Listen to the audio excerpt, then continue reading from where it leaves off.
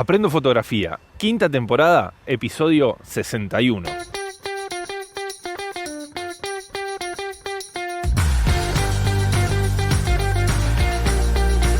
Bienvenidos a un nuevo episodio de Aprendo Fotografía, el podcast donde hablamos de cámaras, objetivos, iluminación, edición fotográfica, composición, todo lo que necesitas saber para meterte aún más en este mundo de la fotografía.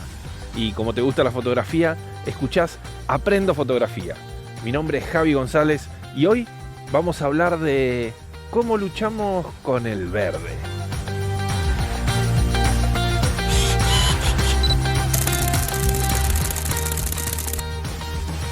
Bueno, hablamos del verde. ¿Qué es el verde? No es el increíble Hulk. No. Es el verde cuando hacemos sesiones en exteriores, en un parque, por ejemplo. En un lugar donde tenemos un gran parquizado y queremos fotografiar a alguien sobre ese parquizado, sobre ese césped. Bueno, ¿qué problema podemos llegar a tener? Esto surgió hace un tiempo en una charla donde hablábamos justamente de este problema, ¿no? Donde una sesión de exteriores parecía estar todo bien y después cuando al editar las fotos se veían esas tonalidades verdosas que bueno, no quedaban nada bien. Entonces, bueno, hoy hablamos de esto, luchemos contra el verde. Pero antes que nada te quiero invitar a que te des una vuelta por aprendofotografía.com, donde vas a encontrar toda la información sobre nuestra academia online, todos los cursos que tenés disponibles ya para empezar hoy mismo y donde además me podés contactar. Podés escribirme y hacerme alguna pregunta o sugerir algún tema para los próximos podcasts. Bueno, y ahora sí, a ver, ¿qué es esto del verde? Ya te digo, quizás nunca lo pensaste. Si no te pasó, probablemente no lo tengas presente. Pero la realidad es que cuando vos haces sesiones en exteriores, tenemos que tener mucho cuidado con los reflejos, ¿no? El sol es muchas veces nuestra principal fuente de luz y en una sesión de exterior la luz que viene del sol y que ilumina el piso, en este caso el césped, va a rebotar. ¿Y hacia dónde va a rebotar? Y bueno, probablemente rebote hacia nuestro sujeto, hacia nuestro modelo. Y ahí podemos llegar a tener una iluminación de relleno, una iluminación que va desde abajo hacia arriba, que muchas veces puede llegar a ser interesante, pero aún así puede llegar a traernos problemas. Porque claro, esta iluminación va a ser una iluminación que no va a tener el color de la luz, el color con el que está iluminada todo el resto de la escena. Va a tener un color verdoso. ¿Por qué? Porque es el color que tiene el césped. Muchas veces no nos vamos a dar cuenta porque es muy sutil, pero cuando después estamos tranquilos en la comodidad de nuestra casa, editando las fotos, vamos a ver que muy probablemente tengamos ese reflejo verdoso en los rostros, en la ropa, bueno, en un montón de lugares donde rebotó y donde pega. Entonces, ahí vamos a ver que hay como una especie de incoherencia de colores, porque claro, la escena quizás está con una tonalidad, depende del color de la luz en el momento que hagamos la foto, pero las zonas que estén alcanzadas por ese reflejo de luz que viene desde el piso van a estar teñidas de verde. Y ahí podremos llegar a tener algo que se vea raro, se vea feo.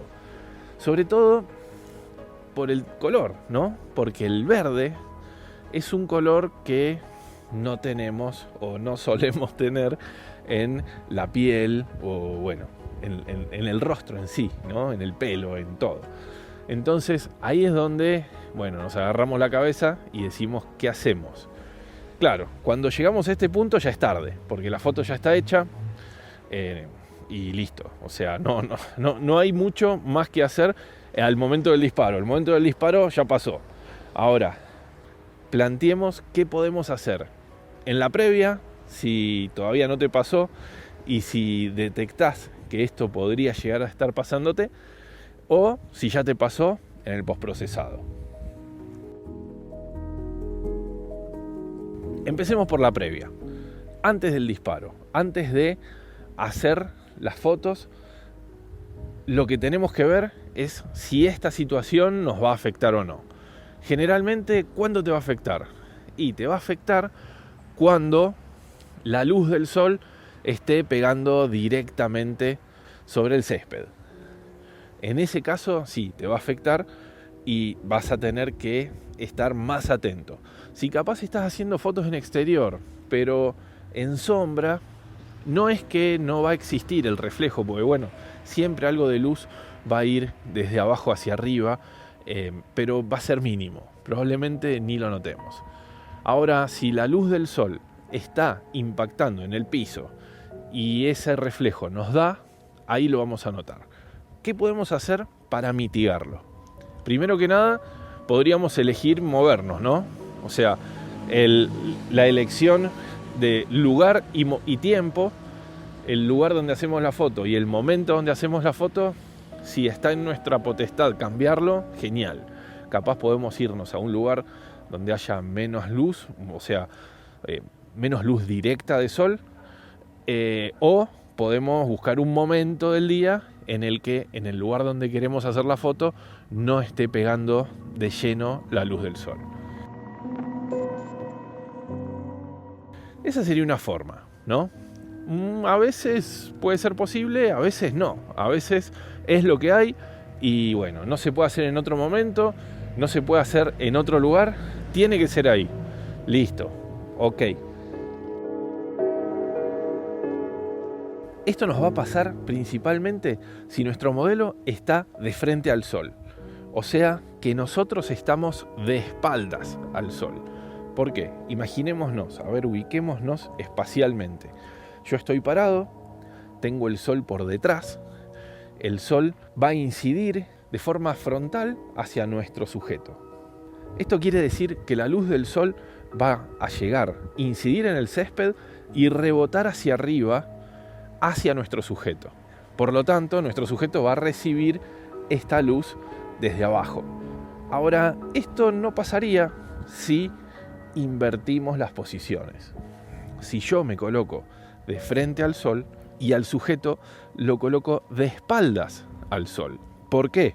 Porque la luz va a venir del sol, va a golpear el césped y me va a pegar a mí, pero no va a iluminar al sujeto. Listo, lo solucioné, ya está, no hay problema. Ahora, de vuelta, a veces no se puede, a veces las posiciones y las ubicaciones y las orientaciones son las que tienen que ser y no las que uno quiere. Hay que lidiar sí o sí con esto. ¿Qué puedo hacer? Además, en la previa,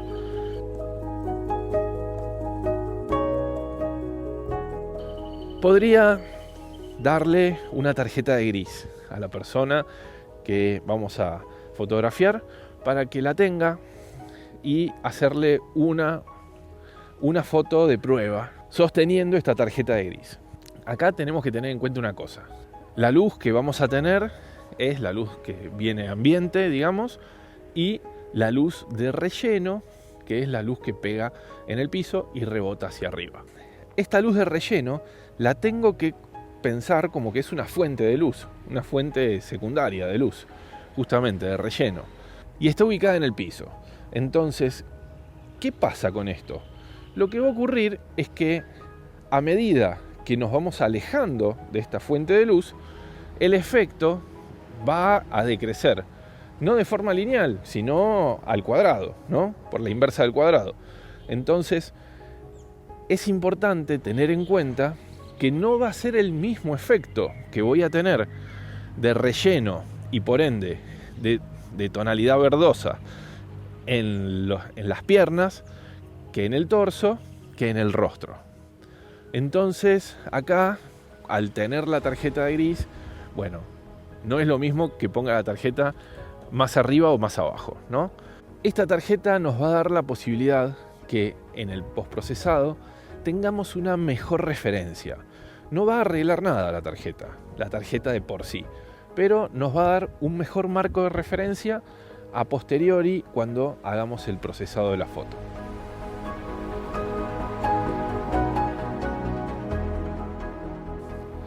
Y ahora sí, ahora ya listo, terminamos la sesión, nos fuimos a casa y empezamos a ver las fotos.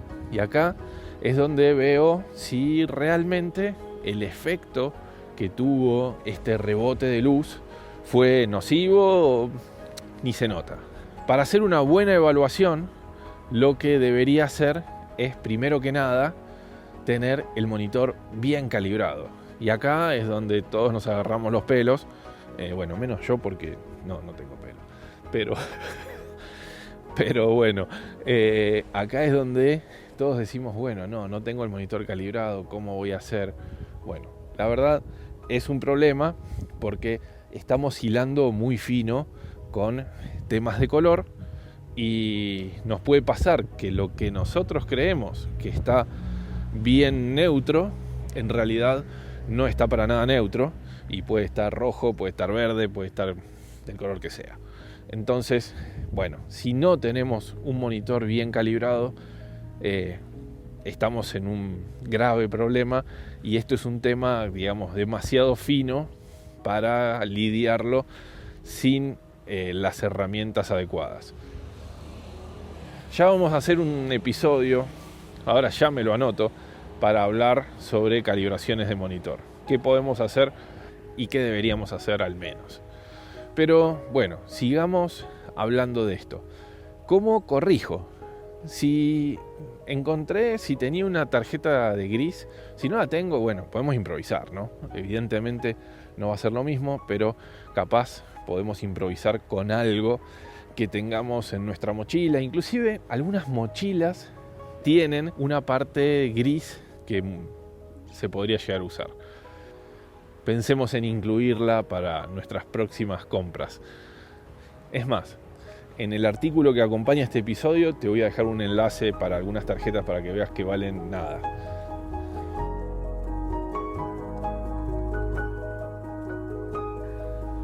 Otra cosa a tener en cuenta en cámara, en el disparo, es el balance de blancos, ¿no? La temperatura de color.